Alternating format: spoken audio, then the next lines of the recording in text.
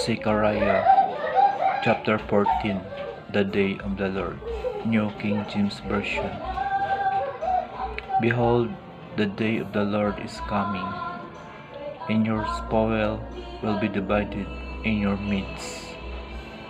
For I will gather all the nations to battle against Jerusalem. The city shall be taken, the houses rifled, and the woman ravished. Half of the city shall go into captivity, but the remnant of the people shall not be cut off from the city.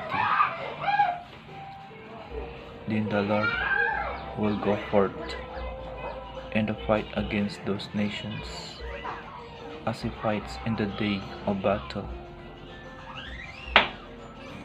And in that day his feet will stand on the Mount of Olives, which faces Jerusalem on the east. And the Mount of Olives shall be split into from east to west, making a very large valley. Half of the mountain shall move toward the north, and half of it toward the south.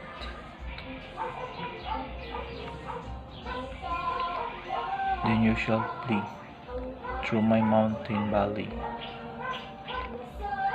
for the mountain valley shall reach to Asal. Yes, you shall flee as you fled from the earthquake in the days of Hosea, king of Judah. Thus the Lord my God will come, and all the saints with you. It shall come to pass in that day that there will be no light, the lights will diminish. It shall be one day which is known to the Lord, neither day or night, but at evening time it shall happen that it will be light. And in that day it shall be that living waters shall flow from Jerusalem, half of them toward the eastern sea, and half of them toward the western sea. In both summer and winter it shall occur. And the Lord shall be king over all the earth. In that day it shall be, the Lord is one, and his name one.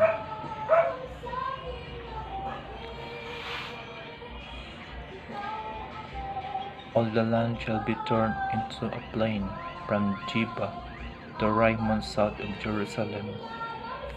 Jerusalem shall be raised up and inhabited in her place from Benjamin's gate to the place of the first gate and the corner gate, and from the tower of Hananel to the king's wine presses.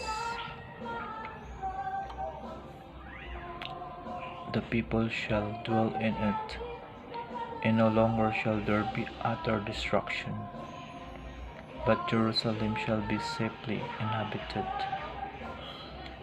And this shall be the plague with which the Lord will strike all the people who fought against Jerusalem. Their flesh shall dissolve while they stand on their feet. Their eyes shall dissolve in their sockets, and their tongues shall dissolve in their mouths. It shall come to pass in that day that a great panic from the Lord will be among them. Everyone will seize the hand of his neighbor, and raise his hand against his neighbor's hand. Judah also fight at Jerusalem, and the wealth of all the surrounding nations shall be gathered together, gold, silver, and apparel in great abundance. Such also shall be the plague on the horse and the mule, on the camel and the donkey, and all the cattle that will be in those camps. So shall this flock be. The nations worship the King. Verse 16. And it shall come to pass that everyone who is left of all the nations which came against Jerusalem shall go up from year to year to worship the King, the Lord of hosts, and to keep the feast of tabernacles. And it shall be that whichever of the families of the earth do not come up to Jerusalem to worship the King, the Lord of hosts, on them there will be no rain.